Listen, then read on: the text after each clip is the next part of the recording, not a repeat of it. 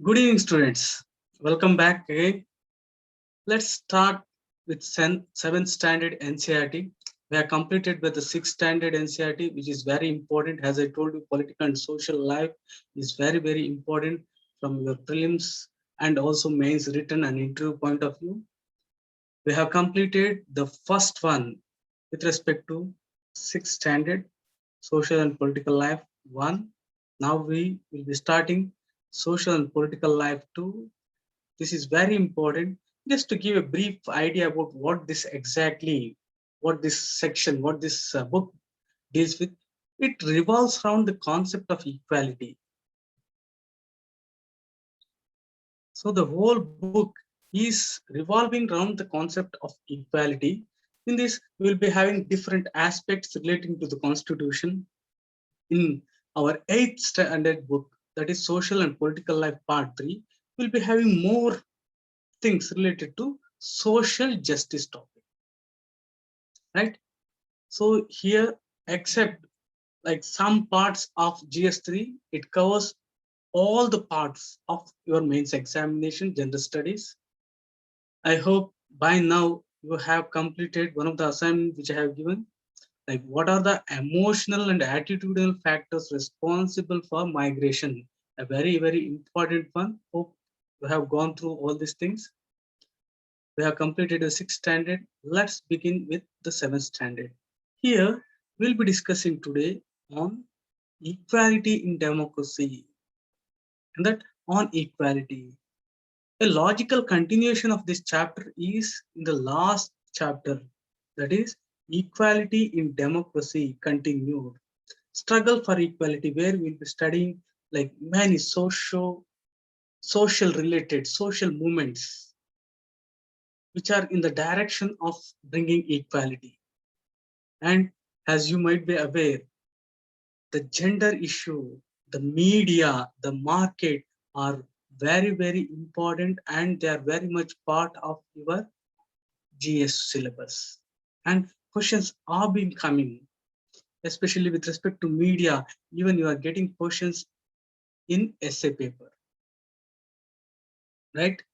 Next, here, as I told you, in 8th class, it's more about social justice. To begin with, let's begin. Equality in Indian democracy. On equality, a very, very beautiful chapter. Please internalize the concept. Here,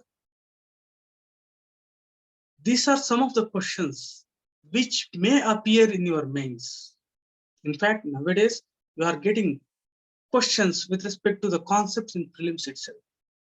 Previous year, they have asked about equality, meaning of equality. In that, they have given all the answers, like 3, 4 answers. In that, what they have asked is, equality doesn't mean which of the following. Similarly, they may ask with respect to other concept too, especially in mains. These are the sample questions which you may expect here. Explain the critical role of equality in democracy with specific reference to India, number 1. Then, the Constitution of India guarantees equality to all citizens. Despite this, the daily lives of people in India are far from equal. This is a thing which we all know. Constitution has guaranteed equality. Constitution has abolished untouchability. Despite that, in our daily lives, we often find inequality. Discuss the need of equality through highlighting the inequalities that continue to be practiced and experienced by various communities. A very, very important topic. Please internalize these concepts. Please think over these concepts. These are the type of questions which will be getting in the examination. Equality and democracy are dynamic and not static concepts explained. In this chapter, you will get answer to all these things. To give a glimpse of the things. Equality is not dynamic. Will you agree? No. Equality is always dynamic. Say, for example, Some 1 century ago, equality for women was completely different. Some 1 century ago, what equality meant to the people is completely different. What democracy meant is completely different. These are not static concepts. These are very, very dynamic concepts. The meaning, the context of the things are changing. Before we get independence, the concept of equality was different. After we got independence, the concept of equality is different. Things are changing. So here, the concept of equality and the democracy itself are not static. They are very dynamic.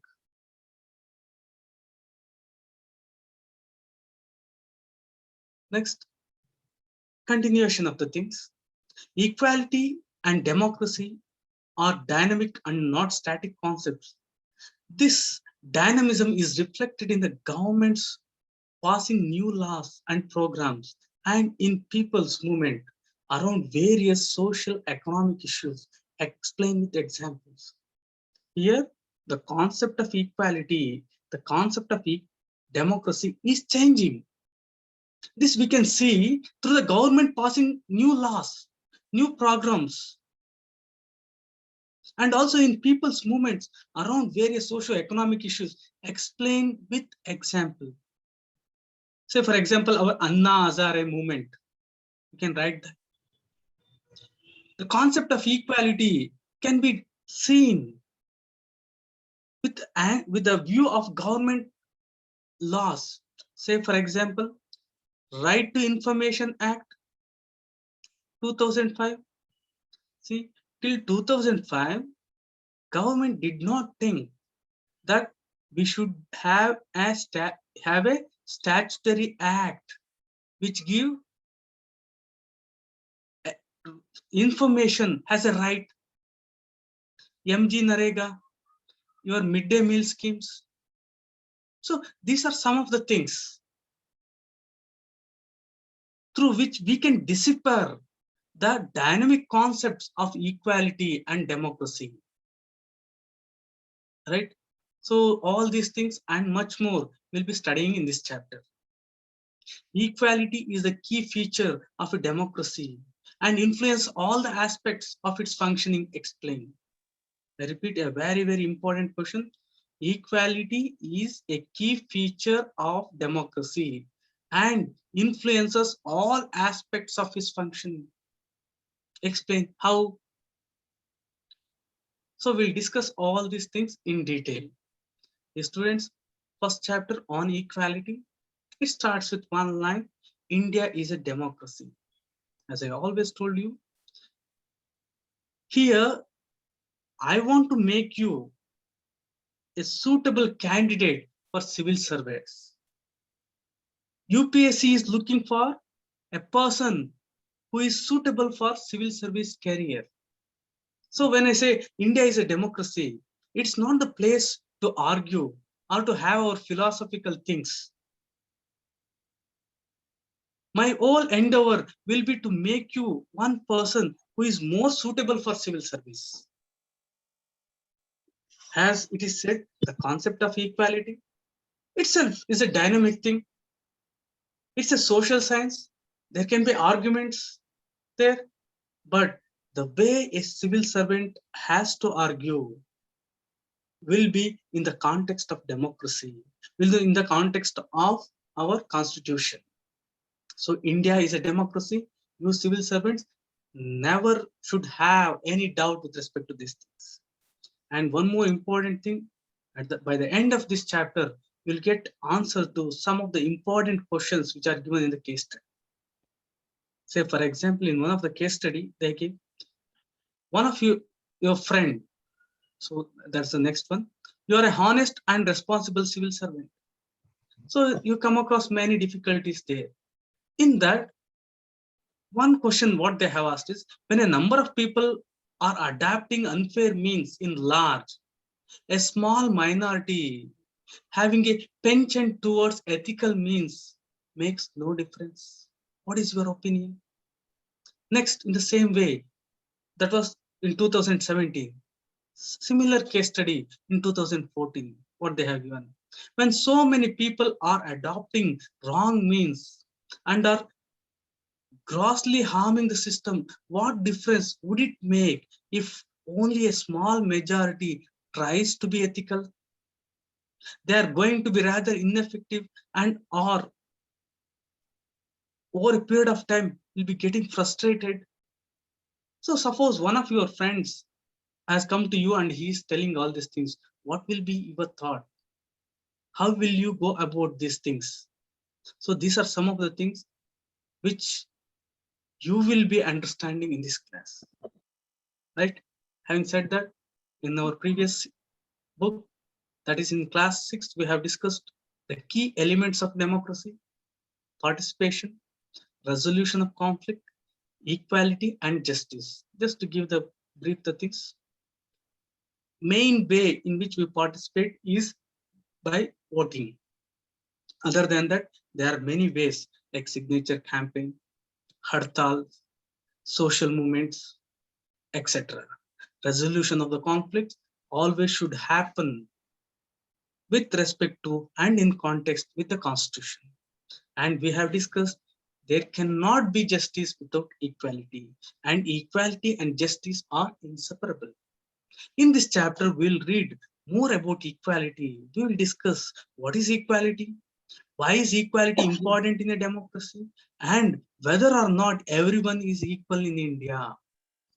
So, what you will be understanding by the end of this chapter, you should have a fair understanding of what is equality, why is equality important in a democracy, whether or not everyone is equal in India. These are some of the questions for which you should have a clear answer by the end of this chapter.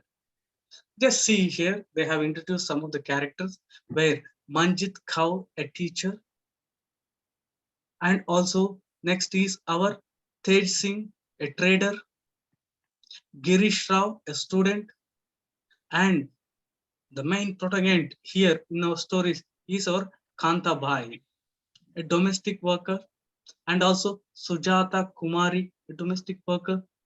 My dear students, please do internalize and give attention to like what they wear, how they are, those things too.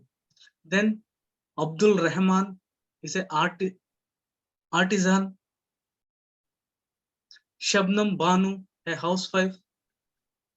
Then Gracie Lanhi, consultant. Then Isaac Lang, he is a government officer. See their attires, see the dressing things. Then our Mirza, media person, see here how they are. Media person, a camera, like those things. Another Yograj, unemployed. Ashok Jain, industrialist. So these are some of the things which you have to keep in mind, because these are the characteristics which will be appearing in our discussion. Next, on election day, Kanta Bhai, the domestic worker, Kanta and her friend Sujata were waiting to cast their votes. So this is a normal scene which you will see. Isn't it good, Suja, that we can all vote as equal citizens of our country? Even Jain Saab is standing in the line with us. So Kanta was very happy because she was a domestic worker in Jain Saab's house. But when it came for voting, all are standing in the same line. So she felt very, very happy. But after the election, things changed a lot. Well, I will see you later, Kanta, said the Jain Saab. Then Kanta Bai, like Namaste Sahib, yes. Then she says, Gudia has been running fever. See, the language used in NCERT is very good. Please internalize them. Gudia means the daughter has been running fever. and I have to take her to hospital, but I will have to finish the work at Sahib's house first and ask for some advance. So here, Gudiya, Gudiya means in Hindi like doll, means her daughter. She is having fever, but she is not in a position to take her to hospital. Number one, she won't be having holiday. Number two, she has to go and work, and afterwards she has to get some advance at home. Here, have some of this. You will feel better. She is giving some liquid things. When I get back in the evening, I'll go to the house. We will go to the hospital. Okay, she's telling this to her Gudiya. So here is a scene where she lives. It is not wonder that Gudiya falls ill often. The basti is never clean. See, this is the basti where they are. Means it's a slum. These domestic workers, they won't be living in posh area. They will be living in slum. The basti is never clean. You can see. So they often feel ill when she goes to work. So this is the scene. Make sure that you clean the corners properly. See how she is working here. Here, Jain Sahib and his wife. Next, afterwards, she asks some advance. Here is your advance, Kanta, but don't make it a habit. No, madam, she says. Then she takes her Gudiya to the hospital, OPD. So here, once again, see the things. Just few more minutes, Betty. My dear child, just few more minutes. Then here a voice pops. Jain madam and Jain Sahib may stand in the line to vote, but they never have to do it when their children are sick. My dear students, please understand here. Here, while voting, Jain Sahib, Kantabai, Sujata, or Ansari, everyone, or Isaac, everyone will be standing in line. But when it comes, or when they are dealing with other aspects of life, like say, for example, when the child is not feeling well, there's no need for them to stand in the queue. Do you think Kanta has enough reason to doubt whether she really is equal? So, in the beginning, she was very happy because all are equal. Now, do you think, and if you think, what are the reasons which make Kanta to say that we are not that equal? List three reasons from the story above that might make her feel like this. Why is Kanta feeling that we are not equal? So, my dear students, this is a very, very beautiful story. Here, before we start with the things, once again, please have a fair understanding of some of the concepts. They are universal adult franchise. This is once again used synonymously with universal adult suffrage. Adult franchise, adult suffrage is the same. Here, dear students, a very, very easy method. Universal means all.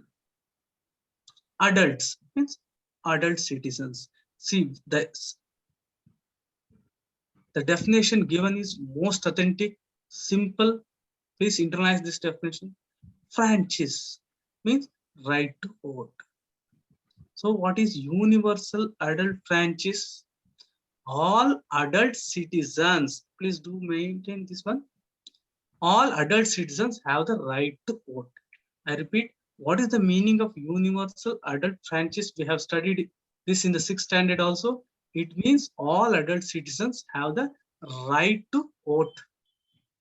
Means universal adult franchise is a very important aspect of democratic societies. It means that all adult, those who are 18 and above, all adult citizens have the right to vote irrespective of their social economic background. The gist is all of us, means all adults, have the right to vote, not only voting. See here, you have got right to vote. Right. So like human rights, these are also some rights. Universal adult franchise means all adult citizens have the right to vote. This is the meaning. Please internalize this one. This is not given in many of the books. It's in a very simple way it have given, and nothing more than that is required for this one. Right? Going forward, another definition is dignity. They say dignity of labor. What is that dignity? Dignity means worth of respect. I have dignity means you should give me some respect. I worth respect. So dignity, what is the meaning of dignity? Dignity means worth of respect. In a full sentence, this refers to thinking of oneself and other persons has worth of respect. When I say that work, what I am doing, he is having dignity means it has worth of respect. Is this clear to you? Dignity means worth of respect. Constitution, there are thousands of definitions.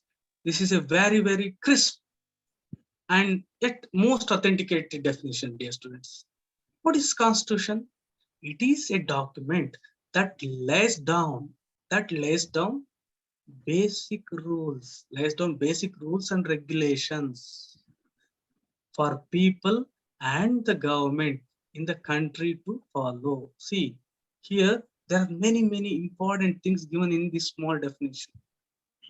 Number one, it's a document which lays down, which gives, which tells, which lays down basic rules, fundamental rules. So that is a reason why Constitution is called basic law.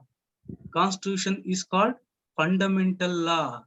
Constitution is called the law of the land. Constitution is called the mother law. Constitution is a document that lays down basic rules and regulations for people and the government. So it lays down basic rules and regulation for both the people and the government in the country to follow. Means, see how they have, like, in a very, very precise way, they said that both people and the government has to follow. This is a document that lays down the basic rules and regulations for the people and the government in the country to follow. Right? So this is the definition which you have to be reproducing in the examination. Civil rights movement, a simple definition, a movement that began in USA in 1950s, in which Afro-American people demanded equal rights and an end to racial discrimination. A very, very important, like many may say that, like many you students, I have come across many people who often criticize India as saying, say for example, with respect to untouchability, with respect to equality, where is equality? Where is, like, abolition of untouchability? The things have not gone right for the after independence. Though we have got independence, though we have got constitution, we often say like that. It is not the phenomena which is concerned or which is particular to India itself. It is seen in all democracies. USA, known for its democratic values and ethos. Even in USA, till 1964, there was a discrimination for Afro-American people. This Afro-American people, their ancestors, means the black people, their parents were in fact slaves. Their parents were slaves. Like animals, their parents were brought to America. They used many, many different methods to bring them. So the children of this slave are now, to a greater extent, are the people of who are known as Afro-American people. They were not having equal rights till 1964. The movement that began in USA in 1950s, in which Afro-American people demanded equal rights and an end to racial discrimination. This is known as civil rights movement, which we'll be discussing in a greater detail by the end of this chapter. So very, very important concept. So right to vote. Let's come back to our story. The story above begins with the Kanta standing in line to cast her vote. Look again at the various people who are standing in line with her. Kanta recognizes her employer, means where she works, Ashok Jain, and Chote Lal, her neighbor. All are standing in the line. In a democratic country like India, all adults, irrespective of religion they belong to, how much education they have, what caste they are, whether they are rich or poor, are allowed to vote. This is called universal adult franchise and is an essential aspect of all democracy. In India, we have got universal adult franchise. The gist is all the individuals, universal all adults means who are above 18 years franchise have the right to vote irrespective of any criteria, maybe with respect to race, caste, creed, education. Previously we were not having that. In fact, in Government of India Act of 1919 for the first time introduced direct election. There you are having election like voting rights based on property, based on education. This is not the thing. Now you have got universal adult franchise. Here you have to integrate this with the concept of equality. This is a very, very essential aspect of all democracies. An idea of universal adult franchise is based on the idea of equality because it states that every adult in the country, irrespective of their wealth, communities belongs to, they have one vote. So how universal adult franchise is equated to equality? Because number one, in universal adult franchise, you all the individuals have vote.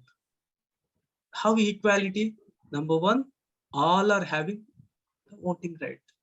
Number two, all are having only one vote.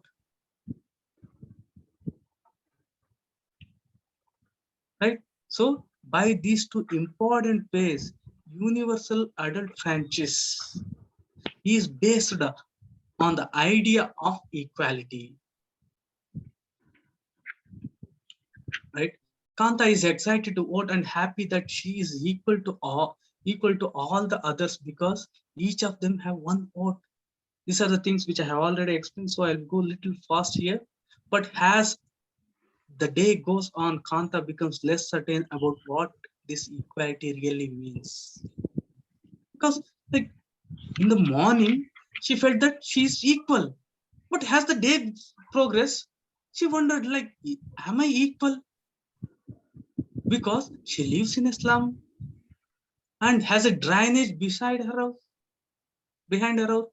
Her daughter is sick, but she cannot take a day off for homework because she needs to borrow money from her employees and take this child to the doctor. Her job, her job as a domestic help tires her up, and finally she ends the day by again standing in a long line. This line in front of the government hospital is unlike the one in the morning because most of the people standing in it are poor. See the things here. In the morning, all the people, our Jain Saab, Chotulal, the neighbor, everyone was standing in the same line. There, all were having only one house. Now, as the day progressed, see, Kantabai, who works as a domestic help, is a very, very like tiresome work. So she gets tired. And also at the end of the day, there also they are standing in a line. But here there is no equality because in this line you find only poor people standing in front of the government hospital. This makes Kantabai wonder Are we having equality in the society? Are we equal to all? Other kinds of equality. Kanta is one of the many people who live in the democratic India who have the right to vote, but whose daily living and working conditions are far from equal. A very important thing. See, this is a point which you have to mention in the examination. We have got equality in certain aspects. Let me come to the point. As I told you, majorly, we can divide the whole existence of the life into three parts. One is political, one is another is social, another is economical. Here, you should have political, economical, social, and economical aspects, all these things to have a dignified life, life with dignity. We should have equality in all these things. Constitution has tried to provide equality in all these respects. Has tried, I'm very carefully using the word tried. When it comes to political part, say for example, voting rights, freedom of movement, freedom of expression, these kind of things can be given equally to all. But when it comes to social and economic aspects, especially the economic aspects, we can't impose equality, or we cannot make this a law through which equality can be brought in. So constitution has made fundamental rights as justiciable, which mainly carry or which mainly speak of political sphere, which mainly speak of the political sphere of an individual. On the other hand, your DPSP, Directive Principles of State Policy, deal with the social and economic aspect. Here, there are the directions given by the founding fathers to see that there is equality in these respects also. But it is difficult to have a law. So they are only guiding principles. So what I meant to say is political, economical, social, all these things are important. But political things can be given equally or can be like made sure through law. They can be justiciable.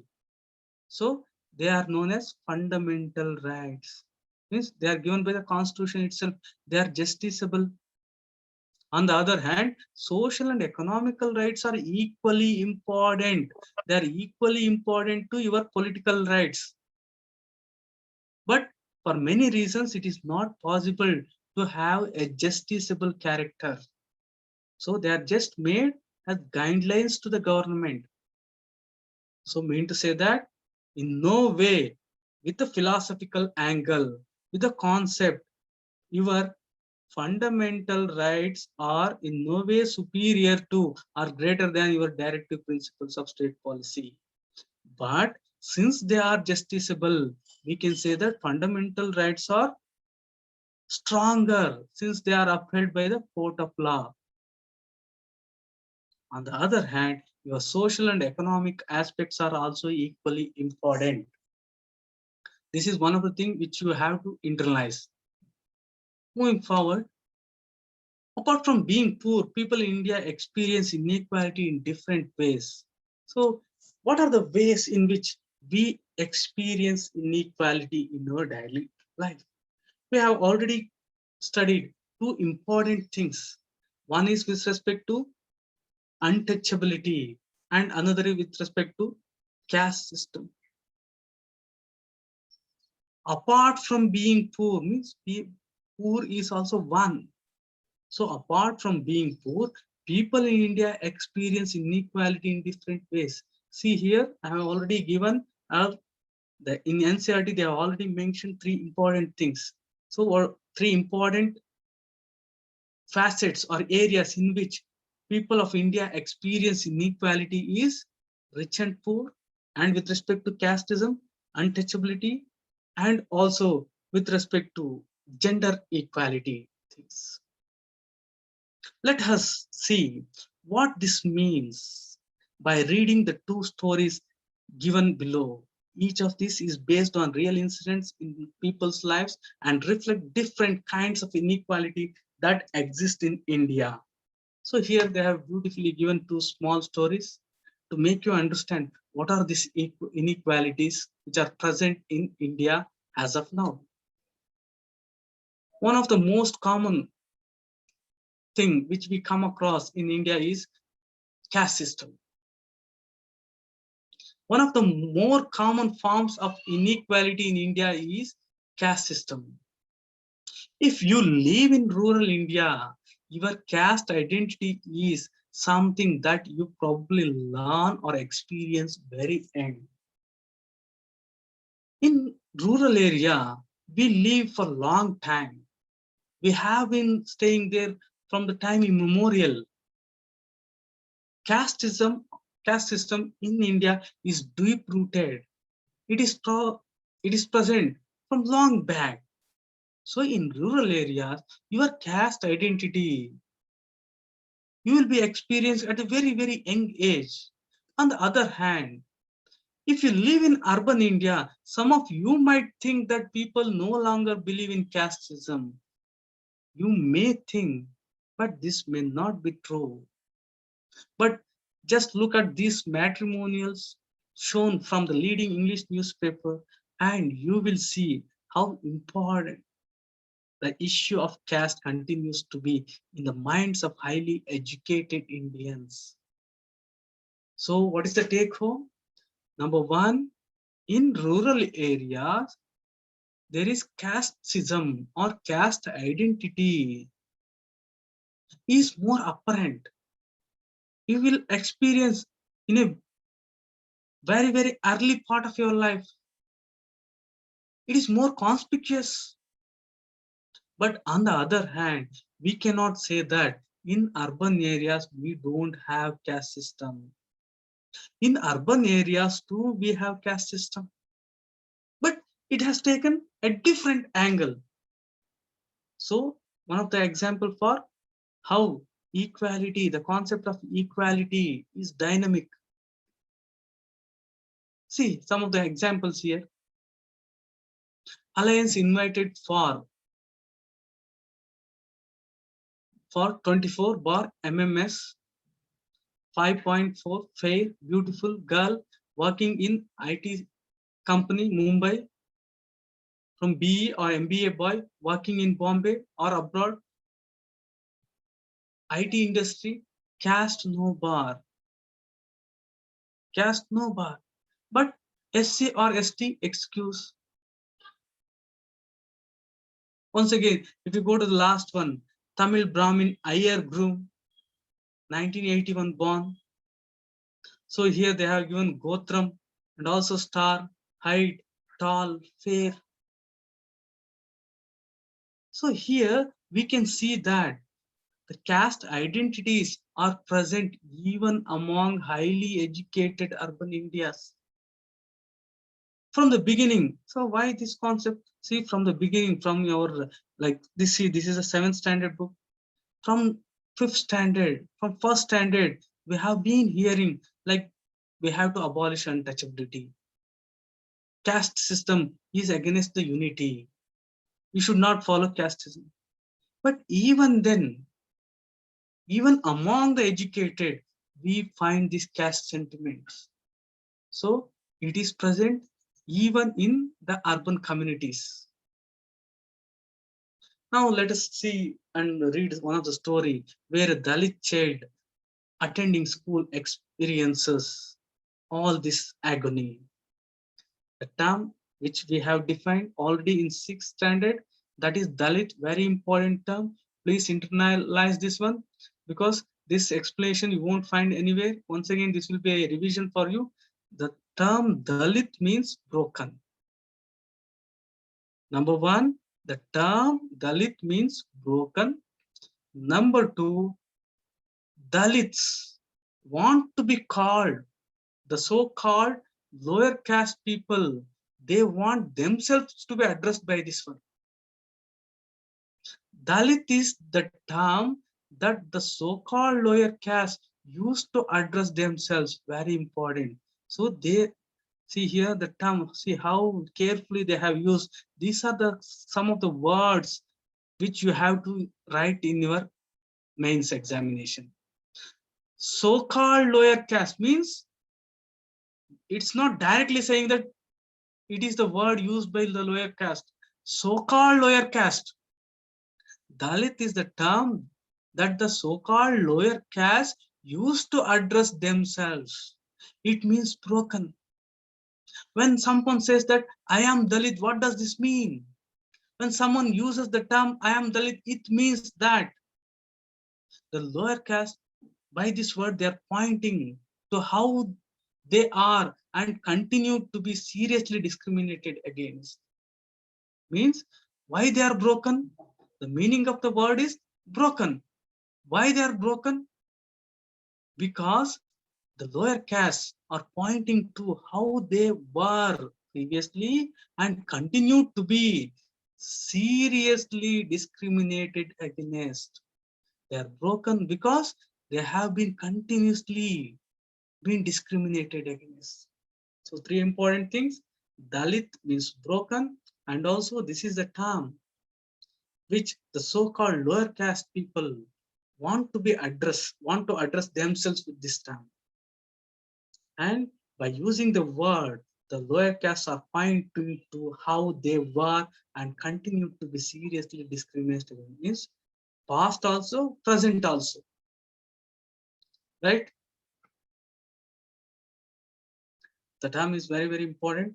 Now, like Dalit boy attending a school who got discriminated, you often get one picture that will be with respect to Dr. Bhimrao Ambedkar. It's not that. It's another story. It's about a very, very well-known writer, Om Prakash Valmiki. This is the book, which is a very, very popular book. Om Prakash Valmiki is a famous Dalit writer. In his autobiography, Jothan, he writes, I had to sit away from the others in the pew. See here how the discrimination. I had to sit away from others in the class, and that too on the floor. The mat ran out before reaching the spot I sat. She means for others they were having mat. By the time, by the place where he was sitting, there was no mat. Sometimes I would have to sit away behind everybody. It's last, not according to height or anything. We has to sit last. See, these are the things which you have to write in the exams. Right near the door. Sometimes they would beat me without any reasons. These are some of the important things which you have to write when it comes to caste discrimination. When he was in class 4th, the headmaster asked Om Prakash to sweep the school and the playground. The writer writes, the playground was very large than my small physique could handle, and in cleaning it, my back began to ache. My face was covered with dust, and dust had gone inside my mouth. See the pathetic condition. This is not too far. A recent phenomena which he has expressed, which we often see in some of the rural areas. Dear students, this is a very, very pathetic situation which we can see even today. The other children in my class was studying and I was speaking. The headmaster was sitting in his room and watching me. Why? Because if he is not sweeping, we will be just shouting at him. Om Prakash, what are you doing? Sweep it properly. I was not even allowed to get a drink of water. See, not allowed to take water also. I swept the whole day from the doors and the windows of the school rooms, and the eyes of the teachers and the boys saw this spectacle. So they all were just seeing the things. Here, a person was ill-treated. Why was he ill-treated? Om Prakash was made to sweep the school and playground for the next couple of days. It was not that one day. He was made to sweep for a couple of days. This only came to an end when his father, who happened to pass by, saw his son weeping. See, my dear students, here you might wonder, this boy who was sleeping for a couple of days, he has not informed this to his parents at all. By chance, his father, who was just passing away, just saw his son sweeping. All others, like students, were sitting in the class. This was the only person who was sweeping the ground.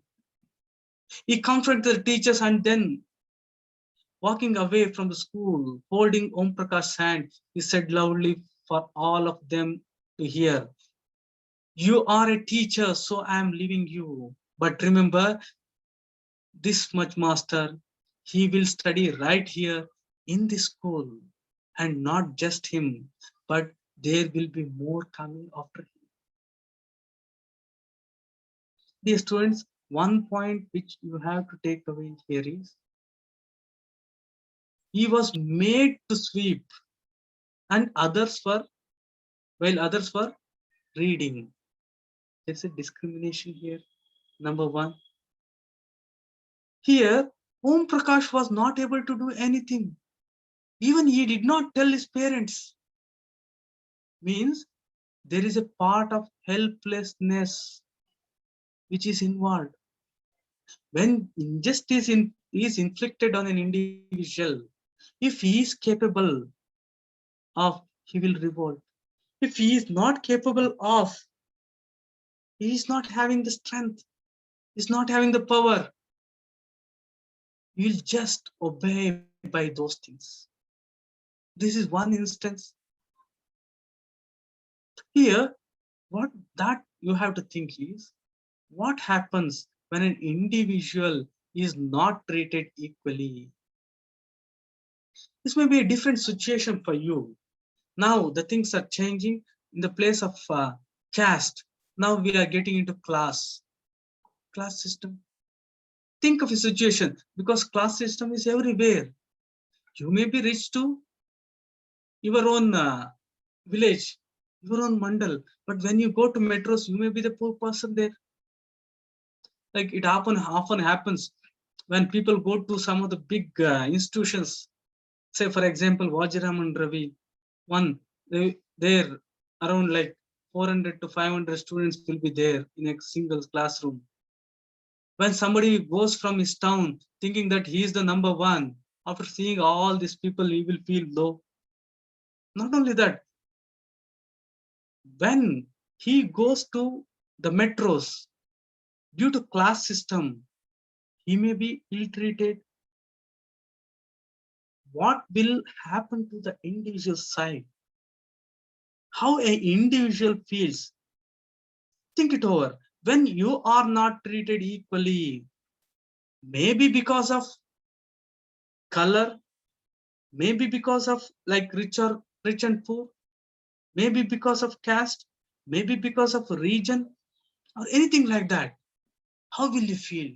Have you ever experienced? If you have experienced, my dear students, please do make those things in a concrete way. So because these are the kind of examples which you should be writing in your examination. So all these things beforehand you should have in your mind and also in your writing, because in the examination you will be able to reproduce them very fast. Moving forward, what do you think Om Prakash Valmiki was being treated unequally? Why do you think he was treated unequally by his teachers and classmates? Imagine yourself as Om Prakash Valmiki and write how you would feel if you were in the same situation. Very important. This is a homework. Please go and just think it over. There definitely there will be many instances. Caste, with respect to region, with respect to money, many. Not only this, when you are not treated equally, how will you feel? So please write it down. Next, some people did not want to live next to you because of religion. So this is one of the another thing previously we have discussed with respect to caste. Now, with respect to religion, here there is a classical example given with respect to what happened when we are of different religion and when we are thinking of having a house for rent and nobody gives rent. Religion. This may happen with caste also. So it does happen. Say, for example, you go and ask someone for home, something like that. At the end, they will ask to which caste you belong to. Nowadays, they have come up with more refined way of asking the caste. What is that? They're asking vegetarian or non-vegetarian.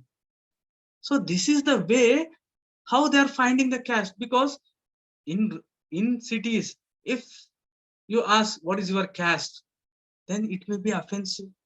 So what they use, are you vegetarian or are you non-vegetarian? So when they say vegetarian, then they will ask like which caste, all these things. If you say I'm a non-vegetarian, the chapter is closed. They say no, no, we'll give for only vegetarian.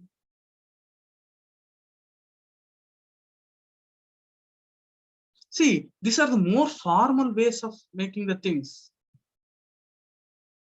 Say, for example, there is some other individual from Mohammedan religion, Islam or Muslim, he is not being given place for residence in a residential complex because of religion. What will you do? So please do internalize this one. I'll be asking a question with respect to this thing. See here, I have given 2 dimensions. I have added one more, not only with respect to religion, but also with respect to caste. You may be a Hindu, but if you are not belonging to certain caste, indirectly they are eliminating you. They are not giving you their home for rent.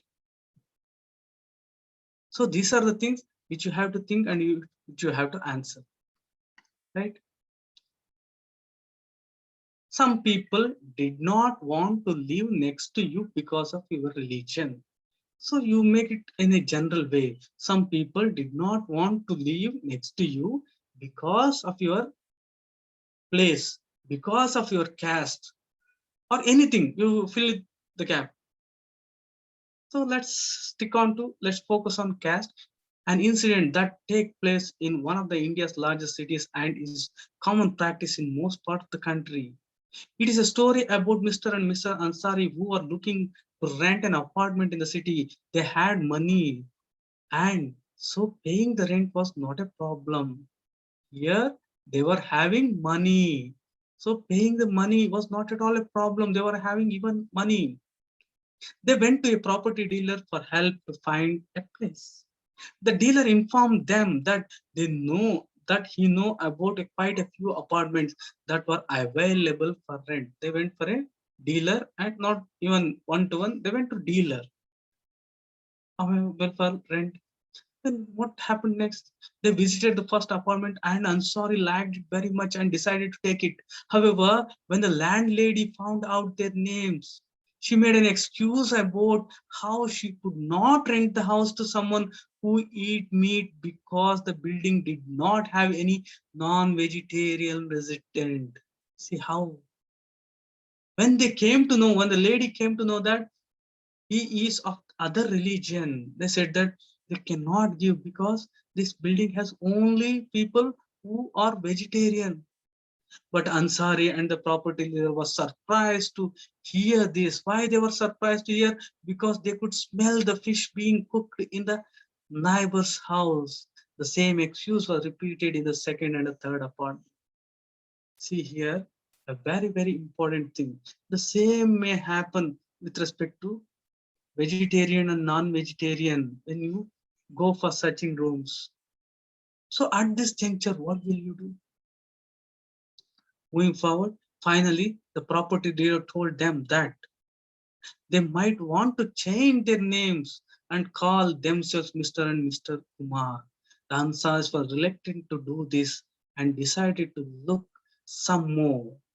In the end, it took the whole month for looking at the apartment before they found a landlady who was willing to give them a place to rent.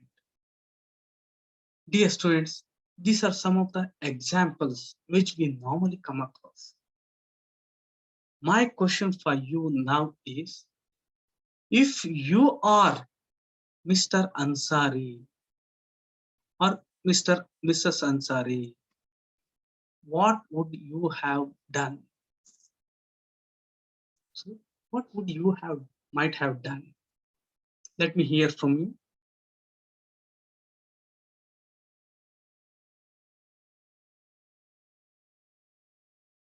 What, like, you were like feeling one, you were feeling how you would have felt, or what measures you would have taken? Anyone?